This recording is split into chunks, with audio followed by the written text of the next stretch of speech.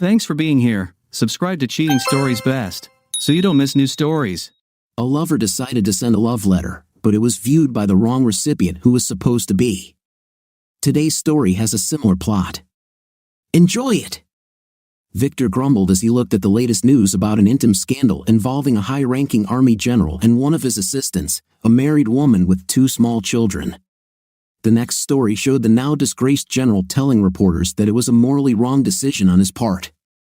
He looked sullen and appeared significantly thinner than in some previously shown photos of him with his assistant, who was now also known to be his mistress. It's funny how they all change tunes and issue apologies after they've been caught, he told his wife of more than 30 years. He looked at Vanessa as he said this. They were in their living room catching up on the news after dinner, as had been their habit for years. It was something they did together to spend some quiet time, especially during the years when their children were growing up and free time or us time was a very valuable resource. Now both of their children, James and Karen, were adults. James was 30 and an electrical engineer. He married his childhood sweetheart several years ago, and they had a 3-year-old daughter. Karen, who was 28, was the youngest and married a guy she met in her office. They had a 2-year-old son. Victor himself was 59 years old, and Vanessa was a couple of years younger than him. She has always been and remains a fitness enthusiast, and that shows in her well-toned body with ample curves. Of course, the effects of gravity and age were noticeable, but only barely. Her brown hair had just the right shade of white streaks that went well with her green eyes and cheerful face. And as far as Victor was concerned, his wife was one hot mommy and grandma. One look at his wife sitting next to him was enough to make something stir in his groin. He may have been almost 60, but regular long walks with Vanessa and power yoga classes helped keep his physique in good shape and his performance up. Some of his colleagues were already suffering from high blood pressure, high blood sugar, and related problems. He got lucky, standing 6 feet tall with silver gray hair and blue eyes. He looked more like a successful CEO than a retired technocrat. Victor looked at Vanessa lovingly. Her favorite series was about to start, and he moved closer to her and placed his right hand on her thigh. He knew her well. A little foreplay while watching her favorite TV series never failed to excite her. He might have a chance tonight. I'm guessing, like any other 2 consenting adults, they never thought they'd ever get caught, she replied, tossing her hair and keeping her green eyes glued to the TV screen. Victor turned back to watch the news. A retired military veteran appeared on screen, telling the world how difficult these constant overseas assignments are. Men have been away from the family for months on end, and, well, men will be men. His manner and presentation style left no doubt that his assistant, who was also married like him, was his only source of entertainment on an otherwise harsh and cold front. Do you think the absence of loved ones and loss of communication can be considered a genuine and forgivable reason for betrayal? Victor asked. He wasn't sure, but for a moment, his wife's body seemed to tense and then relax. He gently stroked her thigh and was sure that his palm felt this sudden tension, but he could not be sure of the reason. She was silent for a minute or two, as if weighing her thoughts, and then replied, "We live in a society where same-intimate marriage is no longer frowned upon, couples live in open marriages, and cohabitation is not even worth discussing. In short, it's up to the people. It would be wrong for anyone else, including us, to express opinions on matters that are essentially personal." Victor digested his wife's answer. It seemed a little vague, answering without actually addressing what he asked.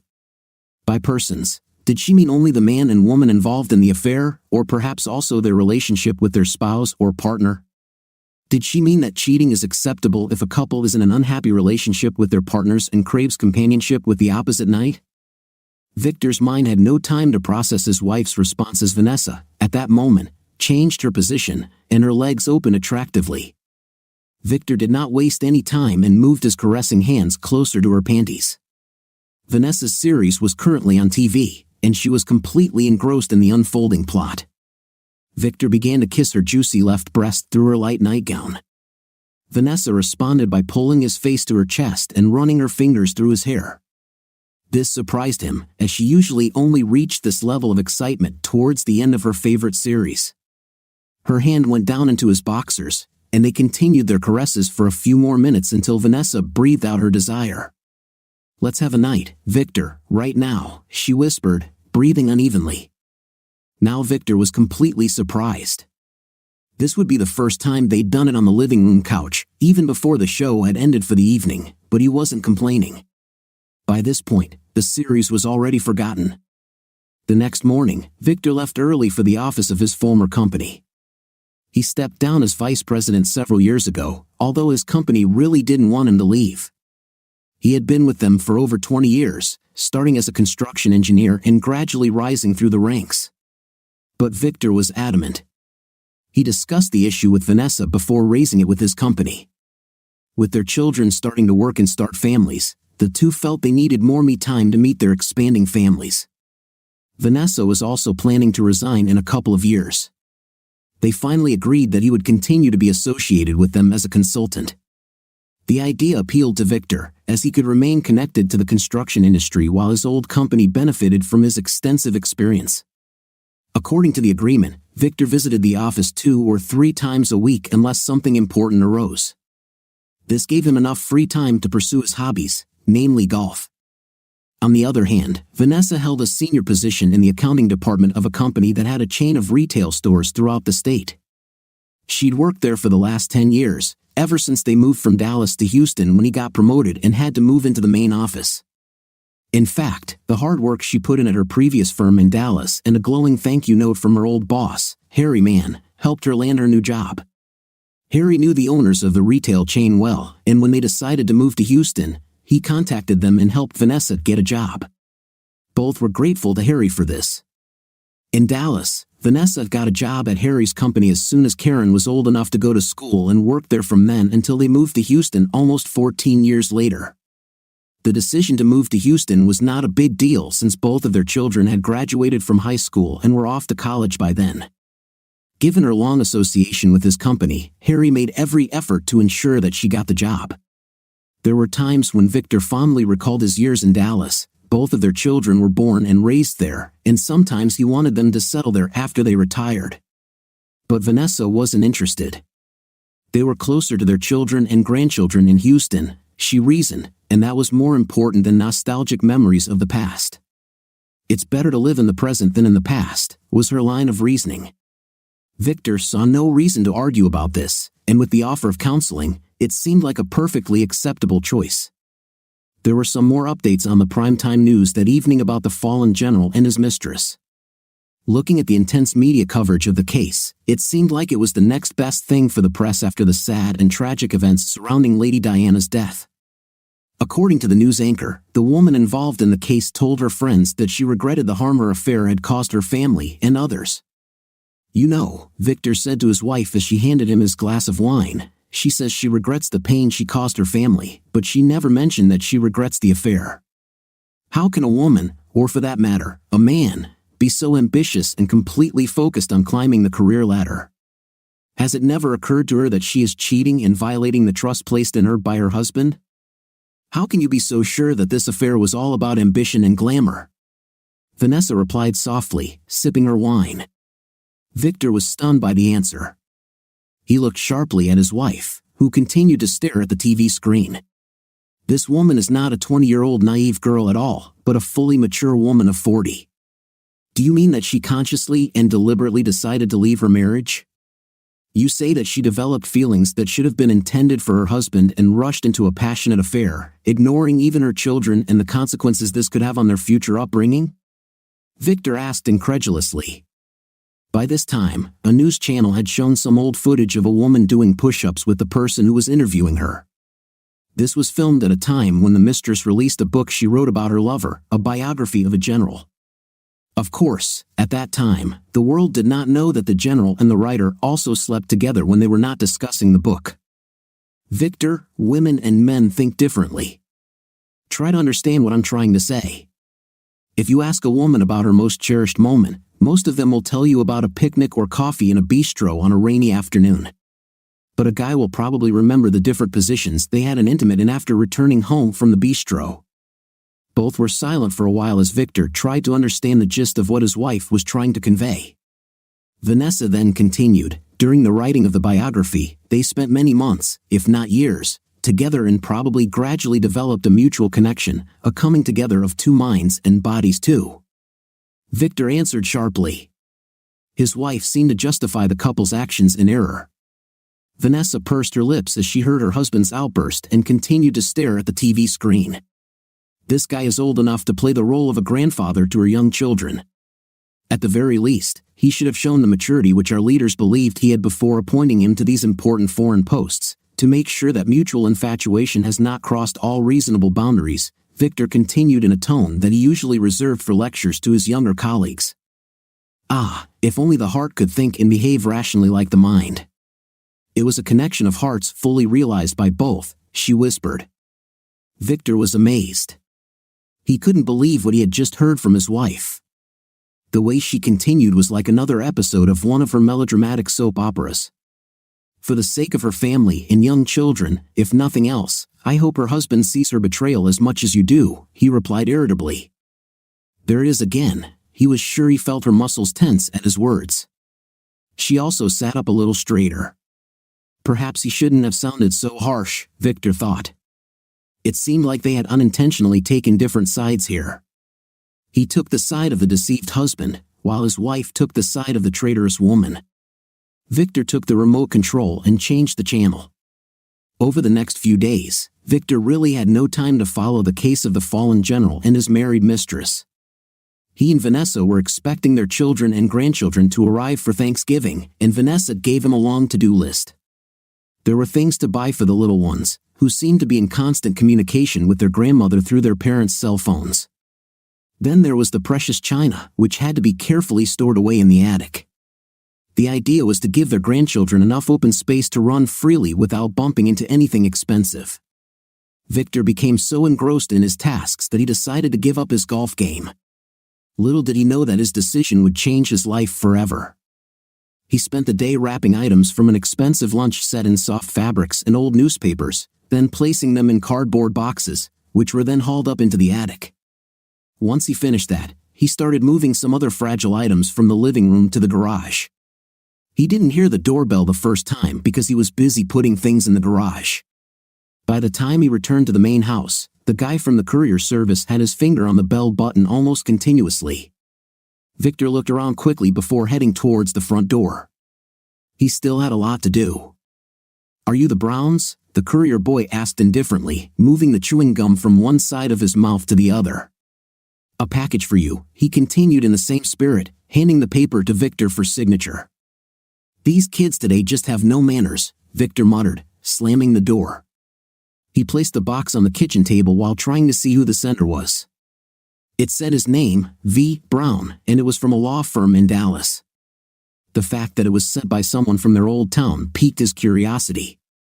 Perhaps if he hadn't been so busy, he would have realized that the initials V. Brown could also mean Vanessa Brown. Perhaps then he would have allowed Vanessa to open the package after she returned from work.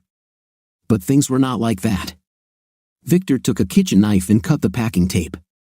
The sound of Vanessa's car pulling into their driveway in the evening broke the eerie silence that had reigned in the Brown house for the past few hours. This was followed by the sound of a car door opening and closing. Moments later, Vanessa entered the house through the garage door.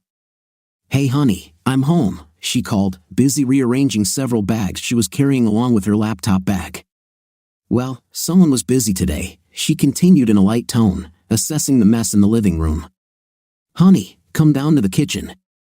I'm going to make us some really hot coffee," Vanessa said, heading into the kitchen. The fact that her husband still had not responded did not seem to arouse her curiosity. "Hey, what do we have here?" he heard his wife say. Victor looked down through red, puffy eyes at the photocopied paper he held in his now nearly numb hands. Until recently, they trembled uncontrollably. Victor clutched the piece of paper in his hands as if his life depended on it.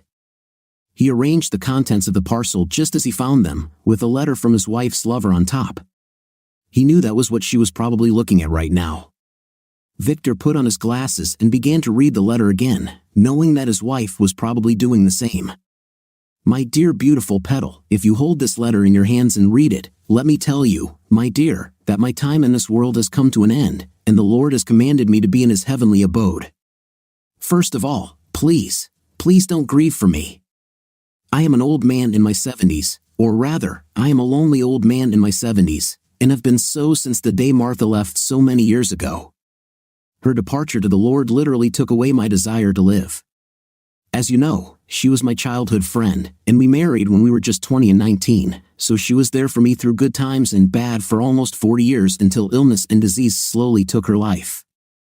She knew she was leaving, and so did I, but until the very end, we held onto each other like two teardrops, appreciating every moment, every precious moment we could still share until finally, it was time for her to leave.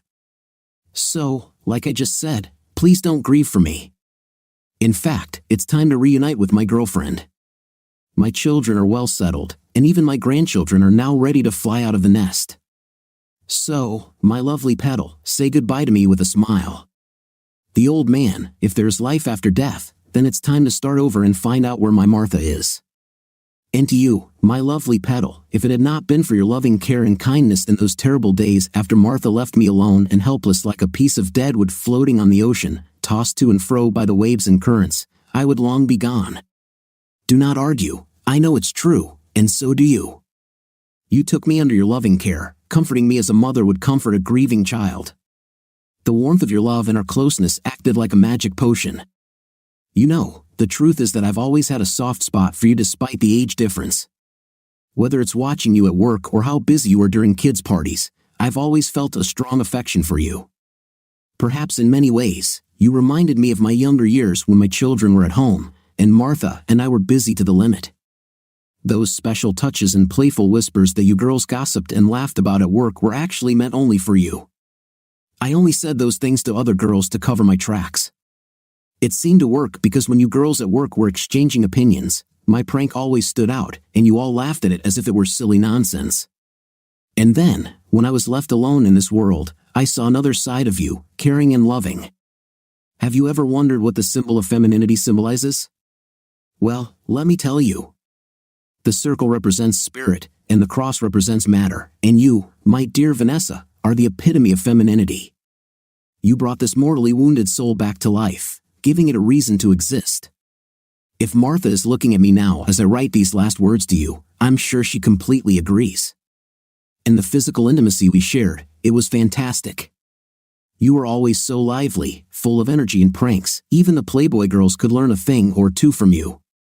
In short, you are the epitome of femininity in spirit, in mind, and definitely in body too. May the Lord fill every minute and second of your life with happiness and good health. You love children, and I hope the Lord will give you many more cute babies. Well, beautiful Petal, I take great pains to express my eternal gratitude to you. Let me get to the main reasons why I am writing this letter. You may have already guessed the first reason by looking at the stack of photographs and CDs attached to this letter in the parcel. Yes, you guessed right. These are memories of our communication. I apologize for this voyeurism worries of our interaction with anyone, not even with some of the women with whom I shared friendship. This is also at your request, and you know about all of them. With my end approaching, I couldn't bring myself to burn them, so I'm sending them to you. Please keep them close to your heart forever, just like I do. And now, about another reason, honey, my lawyers will be contacting you shortly regarding the $2 million check made out to you. Do you remember our 2-day trip to Miami? We set out to sea from the port and lived completely without anything under the open blue sky. This is one trip I regret not taking my trail camera with. We snorkeled without clothes, then spent a lazy afternoon making love on the open deck. Then we cooked dinner, got drunk, and made love again in the living area. These were great moments we shared together. You may also remember that on the last day, we visited an art gallery, and you chose a few paintings. Well, my lovely Petal, they are now valued at about a couple of $1 million, and I don't think I should pass them on to any of my children. I have instructed my lawyers to sell them at a fair price and send all the proceeds to you. If you wish, you can send your bank details to my lawyer, and he will transfer them to your account electronically. Well, it seems I said everything I wanted, my dear lovely Petal. I wish you all the best in life. Again, take care of yourself. Forever indebted to you, Patchy. The letter slipped from his lifeless fingers and landed at his feet. The letter left little to the imagination. His wife had an affair with her boss in Dallas for over 30 years, and he never even suspected that anything was wrong. An incident from the distant past came to mind. Harry and Martha were partygoers and threw them often. Like all previous parties, this one was also at the highest level.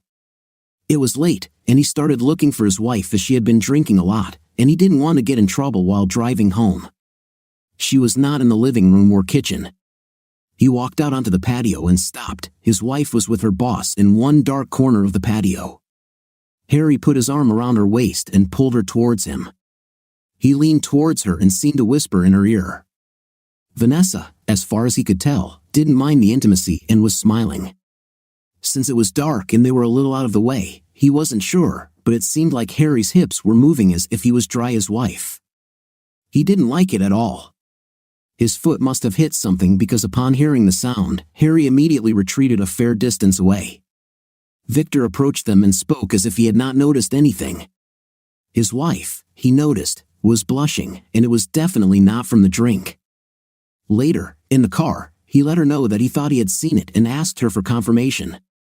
Although she didn't directly deny anything, she brushed off his suspicions by saying that Harry was cavalier with almost all the girls, especially after a couple of drinks. With all due respect to Martha, one look at her is enough to understand why he behaves like that at parties, his wife said that night with a mischievous smile. Either way, she assured him that she could handle it. They had a wonderful time in bed that night, and by the next morning, all of Victor's doubts were forgotten. At least until now. Victor remembered Martha. She always wore her hair short and probably looked a lot like the wife of that general who had been in the news lately for reasons other than military victories. His service certainly didn't involve taking down foreign terrorists, but he certainly accomplished something much juicier. The same way Harry won his wife. He picked up his smartphone and began scrolling through the photos he had scanned and downloaded onto his laptop as well as his cell phone. The photographs showed them having a night in the office. Harry usually took off his trousers and boxers in his office for their quick lunch meetings, as shown by the time on the wall clock in one photo. Harry leaned back in his office chair while his wife played between his legs. He closed his eyes while Vanessa seemed to look at him with a fascinated expression. Another photo showed her with her blouse and bra pulled up. The next photo disgusted him. His wife was again without her top, her face was sticky, and they both laughed. When he touched the screen of his smartphone to enlarge the image, he noticed a date on the table. This was about 6 months after Martha's death and a year before they moved to Houston. Martha was diagnosed with cancer. The excess partying had finally taken its toll on her. The diagnosis was made too late, and the cancer was at an advanced stage. She died 6 months later. Her death changed Harry. As far as Victor could remember, they didn't attend any more parties at his house after that. But by then, he had already begun an affair with his wife. He really no longer needed to throw parties to dryly have his wife. They continued to have an intim with each other for almost a year, and he didn't even know. He felt his chest tighten, and bile rise to his throat. He was a cuckold, just like that doctor in the story of the fall of the general. What does the general's wife think now? Victor thought. She was humiliated in front of the public by the very man for whose family she selflessly sacrificed everything for more than 30 years. She stood like a shadow behind him, supporting him and accepting the most difficult assignments on behalf of the country, fully aware of the difficulties that she and their family would have to face. What is she thinking about now? He repeated to himself, as if the answer to his pain and humiliation lay in her thoughts and actions. She was the same age as him, and at their age, one expects a simple life after retirement, grandchildren and watching the sun set in the west in the company of his partner. The last thing he thought about was betrayal by his husband and its consequences, his pain and humiliation. The general's wife selflessly served her family, and this was reflected in her appearance. She certainly couldn't compete with the mother of 2 young children who was probably enjoying the postpartum glow and beauty that comes with having a baby. And the cuckold, what does he think? He thought that his wife was traveling around the world to put the finishing touches on the biography of one of their nation's greatest soldiers. But now it seems that she has also been pinned down by him in various places and locations around the world. To put the finishing touches on the biography of one of their nation's greatest soldiers. But now, it seems that she has also been pinned down by him in various places and locations around the world. He chuckled to himself, realizing that he was not alone in his hour of deception and pain. Before he could decide to go to the bathroom, he heard soft footsteps approaching his office. He wiped away his tears and tried to suppress the urge to vomit. He might be a cuckold, but he wasn't going to let his cheating wife see the humiliation on his face. He put on his glasses and bravely turned to the door of his office. The door opened quietly, and Vanessa walked in as if on tiptoe. She stood silently, looking at him. Victor stared back, trying his best not to blink or shed a tear. The bile was still somewhere in his mouth. He could smell her bitter scent. He took a deep breath and counted down to 10 before speaking. The package was addressed to V. Brown and was from Dallas, so I mistakenly assumed it was for me, he said as firmly as he could. She cried. Her makeup was completely ruined by the tears that ran down her face, and her neatly styled hair looked disheveled, as if she had just gotten out of bed and walked straight into the office. She nodded her head and sat down on the only other chair in the office, located opposite him and a little further away. He continued to look at his wife. In turn, she would occasionally glance at him and then stare back at the wall behind his shoulder as if it contained some vital hidden hieroglyphs that could help them overcome their current crisis. What should you tell your wife of over 30 years? What should a mature man of almost 60 say to his cheating wife? Together, they saw life, all its surprises, and all its ups and downs. He was old and would not live forever, such is the course of nature. The next generation, their grandchildren, had already arrived in this world to continue their lineage after they become just memories. So, what should a grandmother tell her grandchildren? How should he make excuses for the insult and humiliation that were heaped upon him? Why did she kill him without killing him? Why, Victor? I know this may sound corny, but it's not what you think, she began nervously and then stopped because her words failed her. Not what I think. Is that all she has in defense? 8 years later, a mature woman in her 40s is cheating on her husband, her family, and her commitments, and now she says it's not what I think it is? In her defense, for almost a year, this was not a casual one-night stand, it lasted for many months. In one of the scenes on the CD, his wife was dressed as a Playboy bunny with a tight corset and only a bright red thong covering her womanhood. As the CD played, he saw Harry having a night with her. He watched them copulate for several minutes before turning away in shame and humiliation. But Harry was still in business. The old man had stamina, that's for sure, Victor thought bitterly. Images of his wife dressed like a Playboy bunny, her eyes wide with pleasure, and her big, luscious breasts just wouldn't go away in his mind. There were other clips, no less erotic. The old man had really good recording techniques. He wondered if the general had also made CDs of his mistress in various locations around the world. This was not intentional or planned. After Martha died, we noticed at work that Harry had lost control of himself. Her death devastated him. Vanessa began in her second attempt to start a reasonable dialogue between them. Victor nodded in agreement. He knew this, as did many others who knew Harry. Everything happened so quickly. 6 months after the diagnosis, Martha left. During those 6 months, Harry changed. Doctors sent her to bigger and better medical schools, but even the best of doctors could not prevent the inevitable. He remembered Vanessa telling him how they would leave some documents on the table for him, and when they would return later, they would find them untouched, and Harry would just sit there staring at his laptop screen. At their insistence, he visited doctors who prescribed him some sedatives. It was as if he had lost the will to live. The medications prescribed by the doctors helped. He began to show interest again. At the same time, we at work also tried to be around him as often as possible. The idea was to keep his mind busy with work issues so that he wouldn't have time to start thinking about his loss.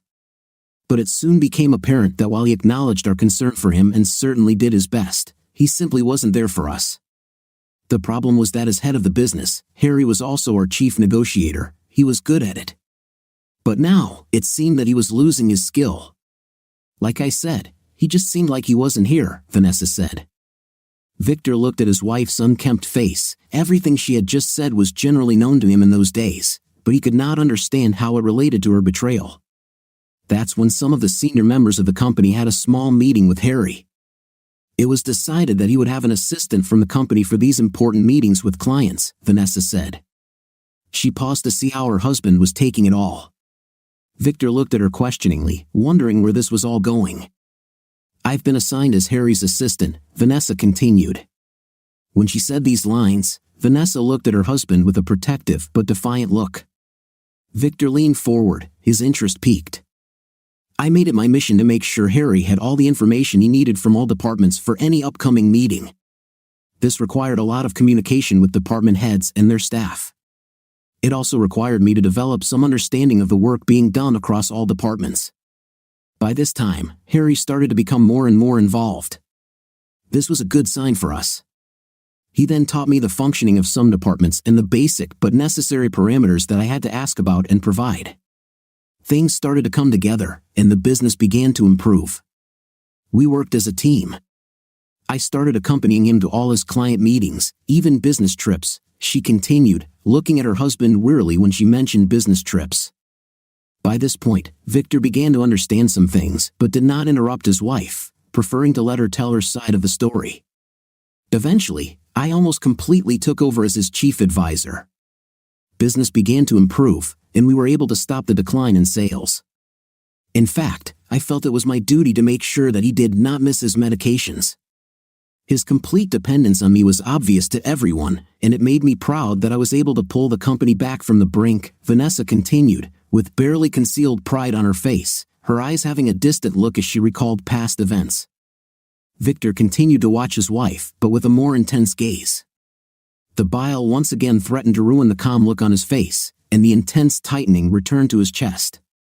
His analytical, technocratic mind had already understood a lot and was far ahead of the unfolding plot. "So you became his concubine," he protested loudly, recalling one of the terms the press generously used to describe the fallen mistress of a married general. Vanessa recoiled as if she had been hit hard. Her face turned scarlet from the insult, and anger flared from her wide eyes. "Don't you dare call me that," she said angrily, wrapping her arms around her chest and breathing heavily. Victor looked at her with interest, beginning to wonder how his wife saw herself and the selfless service she had provided. In Roman times, a concubine enjoyed almost the same rights as a wife. In fact, the word concubine was even engraved on tombstones. Of course, a man was considered dishonest if a concubine entered into a relationship with another man, Victor retorted, seeming to enjoy the discomfort his wife was experiencing. Even the bile seemed to no longer threaten him so much. The silent confrontation between them continued until she finally said, "I was not a concubine." "Continue," Victor replied wearily. "As I said, Harry became almost completely dependent on me. From the moment he came into the office until the moment he left, he was with me. It also helped improve my negotiation skills by watching Harry and also through the advice that he gave me from time to time," Vanessa said, falling silent as if collecting her thoughts. "The real story begins now," Victor thought gloomily, but he was still a lost soul. Sometimes when we were having dinner at a hotel restaurant during our business trips with clients, he would look at the couples at the next tables with a nostalgic but sad look. And then one day, when we were slow dancing and getting close, he pressed himself against me. I realized that he was excited. I looked at him with embarrassment and realized that he was looking at a very cute couple on the dance floor, Vanessa continued. There was silence for a moment. Victor saw that his wife was gathering the strength to continue. "Continue," he said drily.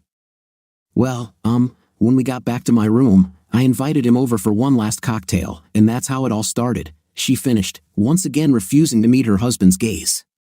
By this point, the feeling of betrayal and humiliation had given way to anger. If what he heard was true, then it was at that moment that their connection began. They were definitely in no hurry to move on tonight, Victor thought, looking at his wife. As he remembered the general and his mistress, he also sang a similar song, that nothing happened during their travels together, but everything began when everyone returned to their homes. "So you two had a knitmate?" "No, let's just say made love that night for the first time," Victor said, heavy sarcasm evident in his voice. No, Victor, I didn't make love to Harry." "Lord knows, the only person I love is you, and only you," she objected.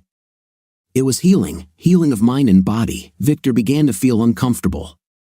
The way his wife responded made him feel like he had never really known his wife in over 30 years. They say that a man can never truly know a woman completely. Only now did he begin to understand the full meaning of this. What he realized that she was going to tell him next was that they slept together that night, and it was, to say the least, having an intim. Considering that it went on for almost a year, it was more like making love because there were feelings involved. But his wife, who was the head of the accounting department of a large division and had more than 50 years of world experience, seemed to be in denial about all this. "What were you doing in the hotel room? Have you played pinky after a couple of cocktails and talked about everything under the sun but nothing in particular?" I leaned over and kissed him on the lips, she began, her voice trembling. He seemed surprised at first, but then kissed me back. After some kissing and caressing, I unbuttoned my blouse and let it fall to the floor along with my bra. I told him that Mommy wants him to drink her milk tonight. "What are you talking about?" cried Victor. "Please, Victor, I'm trying to be as honest with you as possible," Vanessa whispered, fresh tears already making their way down her pale face. Harry was all over me. He pressed me and started playing with my breasts, caressing them, kissing them, and all the time praising my beauty. It was funny to hear him sing my praises, and he turned me on too. Then he reached for my skirt, and I stopped his hand.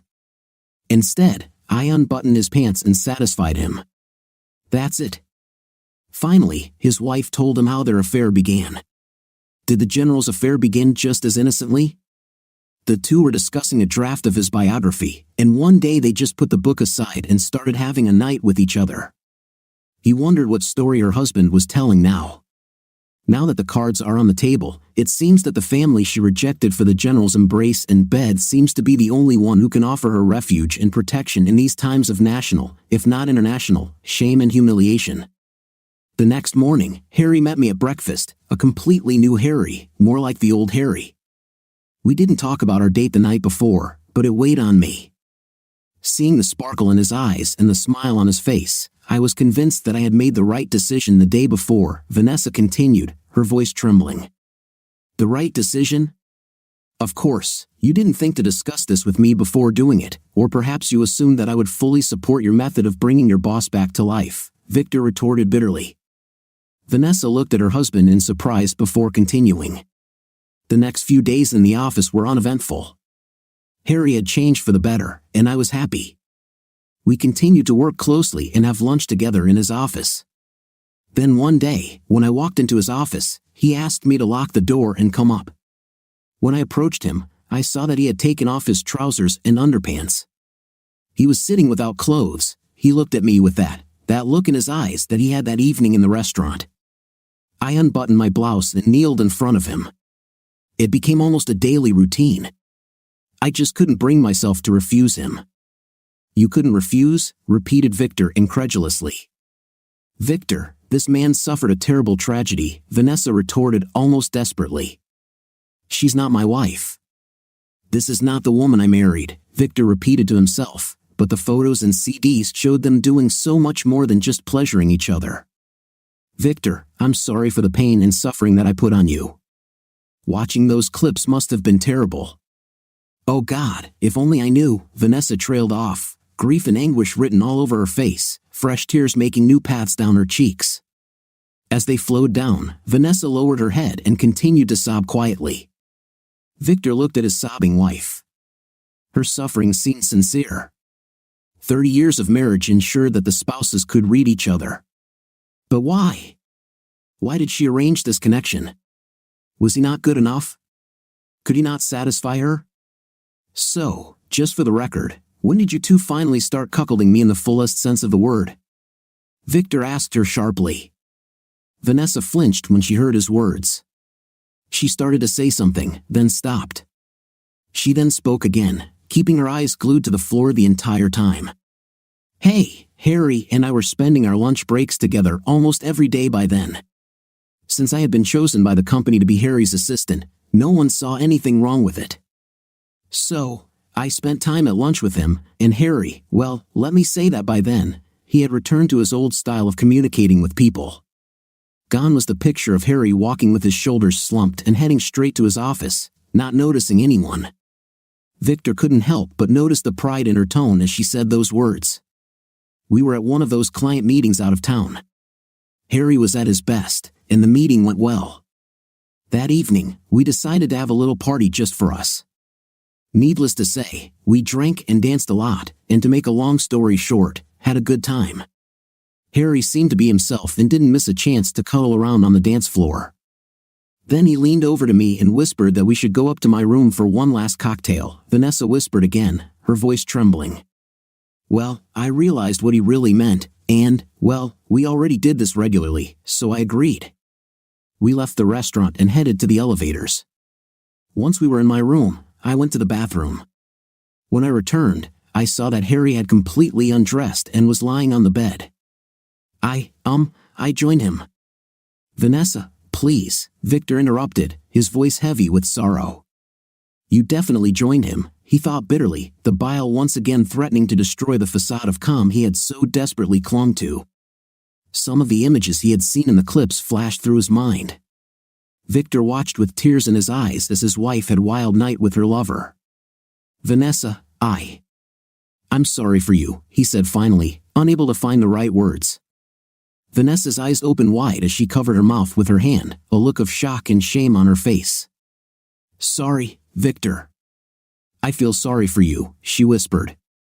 Tell me, Vanessa, as far as I remember those past years, you really didn't travel that much. Yet, judging by the CD recording, it seems like you two just couldn't keep your hands off each other. So, all the cuckolding took place at his house, as shown on the CDs, Victor said sharply. At least she still had a lot of decency left in her, he thought. Vanessa didn't answer. Instead, she continued to look at her hands in her lap. Victor struggled with his feelings and then asked, Why did you do that? We were losing him after Martha died. It seemed that he had lost the will to live. He was lost and alone, like a lamb lost in the forest. Tell me, Victor, is it bad to save someone from death? You're a married woman, and you slept with your boss, Victor retorted sharply, feeling a surge of anger. Victor, suppose you and that big-breasted Anderson woman who lives down the street got lost in a snowstorm and ended up in an old wooden cabin. And to keep warm, you hugged each other, and maybe if you had a night, would that mean you cheated on me? Vanessa countered. What a strange argument, Vanessa. Victor exclaimed loudly. It seemed that they were tuned to completely different waves, and what one thought and said, the other could not catch. What I want to say is that I loved you and only you, Victor. And what happened between me and Harry was exactly as you saw it. Just night. Night for the sake of getting back the person we all knew from the world of the living dead. I don't care whether your lover lives or dies. I should have these feelings and emotions, and only I. If intim is some kind of medical therapy as you imagine it, then all the nurses in all the damn hospitals should be doing this with enthusiasm. Victor shouted in rage. With that final outburst, Victor left the room. He gathered his things for the night from the bedroom and made himself comfortable in the guest room. That night, he couldn't sleep. His confrontation with his wife over her affair led to some startling information, a new insight into his wife's personality that left him feeling uneasy. Throughout their confrontation, she maintained that it was not an affair but rather some form of therapy and that he was and always would be her true love. What nonsense was that? Victor wondered. Or is this a new way to justify your relationship? I wonder if the general's mistress said similar things to her deceived husband. What could she say? That she felt sorry for the lonely general, so far from her family? And what if she hadn't opened her legs for him? The free world would have lost one of its best defenders. Would the deceived doctor believe her? Why should he? After all, the skeletons only came out of the closet when a government agency accidentally stumbled upon their well-hidden secret while investigating another case. Besides, the general and his married mistress came out quite clean. Also, if he had not opened the courier package, he would never have known about his wife's relationship with her boss. Even the best-laid plans of mice and men often go awry, Victor thought bitterly. Vanessa knocked on the guest room door and asked if he had taken his medications. Victor snorted and turned his back to the door, not bothering to answer. She may have considered herself an expert in therapy, but he didn't need her to remind him. Vanessa knocked on the door a couple more times, and then everything went quiet. Victor felt a drop of guilt. His wife always kept track of his medications, and a small voice inside him reproached him for such childish behavior. Thank God the children had all grown up and flown the nest. Perhaps that was one of the last thoughts swirling through his shaken mind before sleep finally overcame him. They spent the next couple of days trying to avoid each other. Victor was still trying to fully process the fact that his wife had cheated on him. What was even more annoying was that she really didn't see anything wrong with it.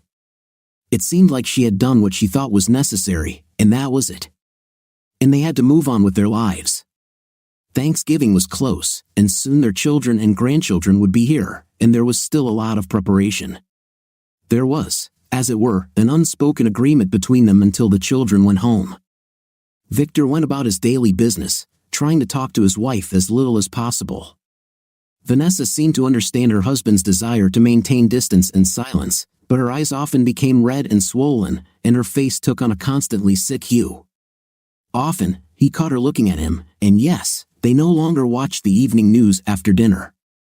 This may have been the first direct victim of her long-term affair. It didn't escape his wife's notice either because after dinner, he was now heading straight to the guest room while Vanessa remained in the kitchen for a long time afterward, drink in hand. He wondered how things were going for the deceived doctor and his cheating wife. Is he also sleeping in the guest room now that the whole world knows that the general has taken his side of the bed for himself? The day before the children arrived, Vanessa begged Victor to return to the master bedroom. Victor initially refused, but then later gave in. He saw no reason to demonstrate his humiliation and betrayal in front of his grown children and their spouses. Nothing good will come of this. Finally, the children arrived home, and for a while, all the sorrows were forgotten or put aside. He hadn't seen his children for almost 6 months, and it was nice to see them again. It was even better to hear and see the grandchildren running around the house. Karen was the first to notice the changes in her mother. It's amazing how girls can pick up on even the smallest changes in behavior and mannerisms, she said with concern in her voice. Hey Dad, I hope you and Mom weren't fighting over something stupid like little kids, James said in a light tone, but Vanessa sat up straight and stared at her daughter's back, looking caught off guard. Hey, look, it's that cuckold and the general's concubine. James suddenly shouted. All this time he was glued to the TV, not paying attention to what his sister was saying. Now it was Victor's turn to be shocked. Until that moment, no one else in the house had used the word cuckold except him. Hearing his own son shout, it made him lose his composure for a moment. Victor turned quickly to see his son watching the news on TV. The news channel showed the cheated doctor and his cheating wife walking together on a gravel path outside their friend's house where they planned to spend the Thanksgiving holiday. The woman put on dark glasses and turned up the collar of her coat, apparently to protect herself from the cold wind and unwanted cameras. Victor remembered seeing her earlier on the same TV channel in more fashionable outfits. The fine lines around her mouth were clearly visible. Cheating is one thing, but being caught cheating by the world's media is a completely different matter. Victor looked at his wife furtively. She stood in the same place where he saw her a few seconds ago. She seemed to be paralyzed from head to toe. The deathly pale face returned, as did the pain in his chest. The painful memories of the past few days and the cruel images of his wife's betrayal in the photographs and CDs sent by her lover as a final gift flashed back before his eyes. Why? Why the hell? Why did she cheat on her family after taking her vow and entering into family life? Didn't she understand that her life no longer belonged to her alone, just as his life no longer belonged to him alone? Why, God damn it. But she did not seem to be a unique woman. This woman on the news definitely belonged to her club. Her husband looked so different from the devil general. The deceived man was a professional, a doctor by profession, a lifesaver, and it showed in his manner. It was a shame that his wife chose soldiers, one of whom had just caused collateral damage to her family, forever changing the sweet innocence of 2 young children who didn't even realize how adults were playing with their lives. Oh, these kids are so cute, Karen exclaimed, her maternal instincts once again at play. One look at this homely cuckold, and the whole world can understand why his wife replaced him with a brave general, said James, completely engrossed in the news. Come on, James, we don't know the whole story, do we? Perhaps she felt that the general, entrusted by the free world with the task of spreading their ideas and thoughts to an undeveloped and wild part of the world, needed the support of a friend, a good friend, since he was so far away from his family and loved ones. Perhaps some would say that the doctor shouldn't worry about it and continue living his so-called happy life, Victor countered, carefully watching his wife at the same time. My lucky leg. The doctor has been humiliated enough. The woman is very ambitious, and I'm sure this is not the first or last time she will spread her legs to achieve what she wants. If the doctor is smart enough, he will cut his losses as soon as possible and move on. Of course, he should also take the children with him because the woman has not an ounce of kindness in her soul. The doctor took care of his children and served his patients while his wife had an intimate with her lover all over the world. No, Lord, she is a bad woman, and he needs to cut her out of his life as soon as the media frenzy dies down. But first of all, he needs to test the DNA of his children, James finished decisively. My thoughts are exactly the same, Victor thought. He then looked briefly at his wife. She still stood frozen, holding onto the back of the chair in front of her as if her life depended on it. She may have been startled by her son's sudden outburst of emotion. The pupils of her eyes jumped from one family member to another and back again. She may have developed feelings for the general over a long period of association that lasted for years. There's no doubt that she is a very strong and ambitious woman, as can be seen from her school and West Point records, which the press has so kindly dug up for their dear readers. Perhaps as their communication with the general continued, she saw her ideal man in him, Karen reasoned. She seemed to be in the same position as her mother, Victor thought. Do all women think the same? No way. Karen is right, Janet, Victor's sister-in-law, who had just joined them after checking on the kids, said. She is obligated in a relationship called marriage and has a family of her own. Even if she had developed some feelings for another man, she should not have crossed that invisible line. She selfishly violated the trust and faith placed in her by her family. In that sense, she has, in a way, already left them and moved on in her personal life, where there is little room for her family and certainly nothing for the father of her children. The family needs to move on too, Janet continued. Wow, thought Victor. At least one woman in his house had a different opinion. His son was the lucky one, he had a good life partner in Janet. His daughter-in-law was a smart woman. Opinion was now split 2-1. Victor turned to his wife. So, darling, what do you say to that? Was it a love story that should have been brought to life as Karen thinks, or should it have remained just a love story as Janet thinks? All eyes in the room turned to her. She stood there with her eyes wide open, her lips trembling, and her mouth forming a small O. She basically looked like a cornered animal with a gun pointed right between her eyes. Just leave them alone, she suddenly screamed, causing everyone present to flinch in surprise. Tears were already streaming down her cheeks, ruining her makeup irrevocably. Why the hell do you care what they do or don't do? She continued in a trembling voice. She was also visibly shaking, the dim light in the room casting strange shadows on her face. Mother, exclaimed Karen with alarm. She was about to approach her mother, but Vanessa stopped her with an outstretched hand and then quickly walked away, leaving everyone in amazement. Karen's husband, Dave, came in from the patio. He was talking on his cell phone the whole time and missed the family drama. Hey, I heard loud voices. What happened? He asked curiously. Nothing, Dave. I hope nothing, Karen replied softly, still looking at the door her mother had just left through. Now her maternal instincts were fully activated, and she felt that something was wrong. She then turned to look at her father with an unspoken question in her eyes. Victor assumed a neutral expression and shrugged. The next day, no one talked about the general and his concubine or the near-nervous breakdown that Vanessa seemed to have suffered. The children and their spouses, as well as the grandchildren, said goodbye, and by late evening, Victor and Vanessa were left alone. In another time, they might have found themselves in the bedroom, completely without clothes and sharing a glass of wine. But now, there was nothing in common except even more awkward questions and even more denials. Vanessa's eyes were puffy and red, and she seemed to have lost some weight in the last 2 weeks since the courier package arrived, but her behavior continued to be a mystery to Victor. Without much on his mind, Victor pulled out a bottle of his favorite whiskey and poured himself a large drink. By late evening, the bottle lay next to him on the sofa, almost empty. He sat staring through his alcoholic intoxication at the TV screen. Vanessa was also in the room, looking at him with disapproval, but wisely remained silent. Victor didn't care whether she approved of his drinking or not. After all, she didn't ask his opinion before spreading her legs for her boss. The news showed photographs of the general's mistress taken in some remote undeveloped Asian country.